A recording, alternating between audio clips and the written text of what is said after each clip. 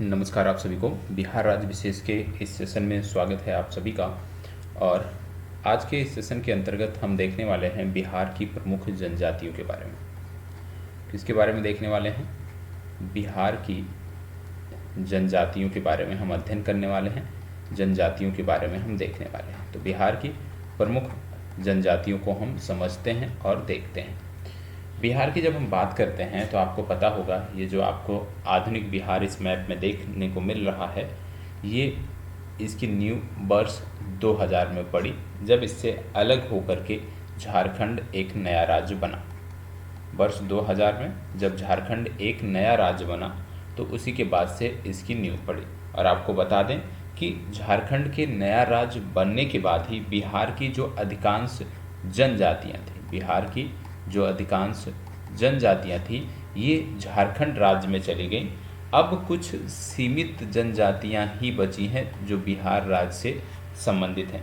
परीक्षा की दृष्टिकोण से यदि हम देखें तो बिहार की जिन जनजातियों के बारे में अक्सर प्रश्न पूछा जाता है, उनको लेकर के मैं यहाँ पे उपस्थित हूँ। सबसे पहले हम देखने वाले हैं एक जनजाति के बारे में जिसका नाम है मुंडा। मुंडा जनजाति के बारे में हम देखने वाले हैं। मुंडा जनजाति की यदि हम बात करें तो आपको बता दें कि बिहार का बक्सर और रोहतास का क्षेत्र है। बिहार का बक्सर जिला, ठीक है, और रोहतास, बिहार का बक्सर और रोहतास जिला है, जहां पर एक छोटे से हिस्से में ये जनजाति निवास करती है। मुंडा जनजाति की यदि हम भाषा की बात करें तो इनकी जो भाषा है, स्थानीय जो भाषा इनकी है, उसको हम बोलते हैं मुंडारी। तो मुंडा जनजाति के लोग मुंडारी भाषा बदलते हैं, लेकिन अब ये लोग एक और भाषा बोलने लगे हैं जिसका नाम है सदानी। तो मुंडारी और सदानी, इन दो भाषाओं का प्रयोग ये लोग करते हैं। और इनकी जो आजीविका है वो स्थानांतरीय कृषि पर निर्भर है, ठीक है,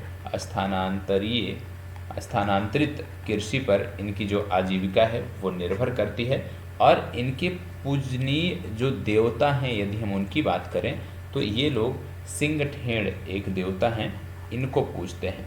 किसको पूजते हैं? सिंगठेड़ नामक देवता को ये लोग पूजते हैं, ठीक है। इसके बाद आगे बढ़ते हैं और दूसरी जनजाति का जिक्र करते हैं। तो दूसरी जनजाति आपकी आती है कोरा, कोरा जनजाति।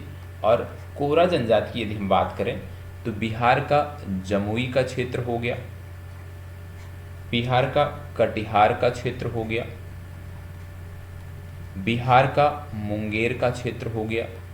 तो मुंगेर, जमुई और कटिहार, ये जो तीन जिले हैं, इन्हीं में कोरा जनजाति के लोग निवास करते हैं। कोरा जनजाति की जो सीमित आबादी आपको देखने को मिलती है वो इन्हीं क्षेत्रों में देखने को मिलती है। और इनकी भी भाषा जो है वो मुंडारी है। कोरा जनजाति की भी भाषा की यदि हम बात करें तो कोरा जनजाति के लोग भी मुंडारी भाषा बोलते हैं। तो यहाँ पे जब हम विशेष रूप से जनजातियों के बारे में अध्ययन करते हैं तो हमें जनजातियों के क्षेत्र के बारे में और कौन सी भाषा ये जनजाति बोलते हैं इसके बारे में पता होना चाहिए। अगला जो आपका आता है वो है चेरो जनजाति।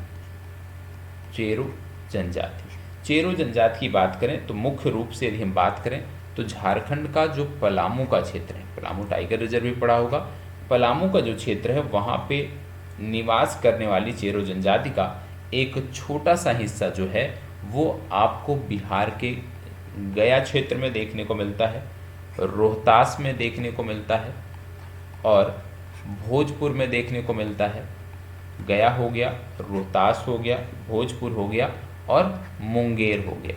तो प्रमुखता से ये जो जनजाति है ये तो रहने वाली है झारखंड के पलामू क्षेत्र की, लेकिन इनकी कुछ सीमित आबादी जो है वो गया, रोहतास, भोजपुर और मुंगेर जिलों में देखने को मिलती है। ये आपको पता होना चाहिए, ठीक है। चेरो के बाद जो अगली जनजाति जिसके बारे में हमें देखना है उसको हम बोलते हैं गोराइत। गोराइत जनजाति, गोराइत जनजाति की जब हम बात करें तो विशेष रूप से ये बिहार के गया क्षेत्र और बिहार के भोजपुर क्षेत्र से संबंधित है। बिहार के गया और भोजपुर क्षेत्र से संबंधित है और यह जनजाति जो है ये प्रोटो ऑस्ट्रेलाइड समूह से संबंध रखती है। प्रोटो ऑस्ट्रेलाइड समूह से ये जनजाति संबंध रखती है। ठीक है, इसके बाद अगली जनजाति के बारे में जब हम बात करते हैं वो आपकी आती है गोंड जनजाति। कौन सी आती है? गोंड जनजाति। और गोंड जनजाति एक महत्वपूर्ण जनजाति है बिहार के संदर्भ में। बिहार का छपरा का क्षेत्र हो गया, बिहार का चंपारण का क्षेत्र हो गया, बिहार का रोहतास का क्षेत्र हो गया। तो चंपारण हो गया, रोहतास हो गया, छपरा हो गया, ये जो क्षेत्र हैं यहाँ पे ये जनजाति पाई जाती है। यह जनजाति गैर आदिवासियों के साथ आज के समय में रहने लगी है और इनकी भी भाषा की यदि हम बात करें, इस जनजाति की यदि हम भाषा की बात करें तो यहाँ पे याद रखना है कि इस जनजाति की भी जो भाषा है वो आपको देखने को मिलती है मुंडारी। क्या देखने को मिलती है भाषा इनकी? इनकी भी भाषा आपको देखने को मिलती है मुंडारी।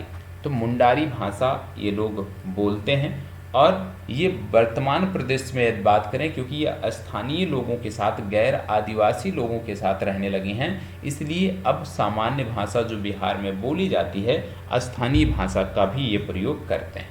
इसके बाद अगला आता है खोंड जनजाति। खोंड जनजाति की जब हम बात करते हैं तो यह जनजाति विशेष रूप से कृषि कार्यों में संलग्न रहने वाली जनजाति है, कृषि कार्यों में मजदूरी करने वाली जनजाति है और विशेष रूप से ये बिहार के शाहाबाद क्षेत्र में निवास करती है। बिहार के शाहाबाद क्षेत्र में निवास करती है। इनकी भाषा की यदि बात करें, इस जनजाति के भाषा की यदि हम बात करें तो इनकी स्थानीय भाषा है सदानी। ठीक है, सदानी इनकी स्थानीय भाषा है, परंतु अब ये भोजपुरी भाषा का भी प्रयोग करने लगे हैं। ठीक है, तो इसका क्षेत्र क्या हो गया? शाहाबाद हो गया। इसके बाद अगली जनजाति आती है आपकी बेड़िया। ठीक है, बेड़िया जनजाति अगली जनजाति आती है। इसकी बात करें तो इस जनजाति के लोग प्रायः अलग अलग स्थानों पर अब बिखर कर रहने लगे हैं। प्रमुखतः बिहार के मुंगेर जिला में ये जनजाति रहती थी, बिहार के मुंगेर जिला में ये रहती थी। और इस जनजाति के लोग यदि हम बात करें तो मजदूरी और किसानी करते हैं। ठीक है, मजदूरी और किसानी जो है इनकी आजीविका का प्रमुख साधन है और ये स्थानीय भाषा में ही वार्तालाप करते हैं। बेड़िया के बाद अगली जनजाति आती है उरांव जनजाति। उरांव जनजाति प्रमुख जनजाति है। उरांव की बात करें तो निर्जातीय समूह प्रोटो ऑस्ट्रेलाइड और द्रविड़ परिवार से ये संबंध रखने वाली जनजाति है और प्रमुख रूप से ये झारखंड की निवासी जनजाति है, झारखंड से संबंधित जनजाति है। लेकिन जब बिहार और झारखंड का विभाजन हुआ वर्ष 2000 में, उसके बाद से बिहार के कुछ क्षेत्रों में, जैसे रोहतास क्षेत्र आपका हो गया, ठीक है, बक्सर का क्षेत्र आपका हो गया, दरभंगा आपका हो गया, ठीक है, भागलपुर आपका हो गया, भागलपुर क्षेत्र आपका हो गया, चंपारण क्षेत्र आपका हो गया। इन क्षेत्रों में ये जनजाति निवास करती है और यह जनजाति एक संदर्भ में और चर्चा में रहती है क्योंकि ये प्रकृतवाद, हिंदूवाद और ईसाईयत के जो मिश्रित सिद्धांत हैं उसको मानने वाली ये जनजाति है। अगली जनजाति आती है संथाल। बिहार के संदर्भ में महत्वपूर्ण है संथाल। संथाल की बात करते हैं तो आप जानते हैं विशेष रूप से ये संथाल परगना झारखंड से संबंधित है। संथाल परगना झारखंड से संबंधित जनजाति है, ये आपको पता होना चाहिए। ये जनजाति बिहार में पूर्णिया, भागलपुर, सहरसा, तो ये जनजाति पूर्णतः पूर्णिया, भागलपुर और सहरसा जिलों में निवास करती है। इनका भी संबंध प्रोटो ऑस्ट्रेलियाइड समूह से है और इनकी जो मूल भाषा है संथाली। संथाली भाषा का ये प्रयोग करते हैं जो कि ऑस्ट्रो एशियाटिक भाषा परिवार की एक भाषा है और इस जनजाति के लोग अब बांग्ला और हिंदी का भी प्रयोग करने लगे हैं। बांग्ला और हिंदी भाषा का भी प्रयोग करने लगे हैं। इसके बाद एक और जनजाति आपकी बचती है जिसको बोलते हैं खैरवार जनजाति। खैरवार जनजाति की बात करें तो यह जनजाति मुख्यतः झारखंड से संबंधित है। कहाँ से संबंधित है? मुख्यतः झारखंड से संबंधित है। बिहार का रोहतासगढ़ का जो क्षेत्र है, रोहतासगढ़ बिहार का जो क्षेत्र है, वहाँ पे भी ये पाई जाती है। चूँकि यह जनजाति खैरवारों की पूजा करती है, इसलिए इनको खैरवाह भी कहते हैं, खैरवाह भी इनको कहा जाता है। और इस जनजाति के लोगों की जो भाषा है प्रमुख रूप से वो है मुंगरी। मुंगरी भाषा का ये लोग प्रयोग करते हैं, परंतु अब स्थानीय भाषा का भी ये प्रयोग करने लगे हैं। तो बिहार के जनजातियों से संबंधित एक शॉर्ट वीडियो प्रीलिम्स के आधार पर मैंने यहाँ पे आपको दिया है। और नेक्स्ट, क्योंकि कल आपका जो सेशन होगा, इस वीडियो के मिलने के उपरांत आपका एक क्वेश्चन आंसर का सेशन होगा, जिसमें जो भी टॉपिक डेली बेसिस पे आपको मिल रहे होंगे उनसे जुड़े हुए प्रश्न आपसे पूछे जाएंगे। तो यहीं पर अपनी चर्चा को मैं विराम देता हूँ।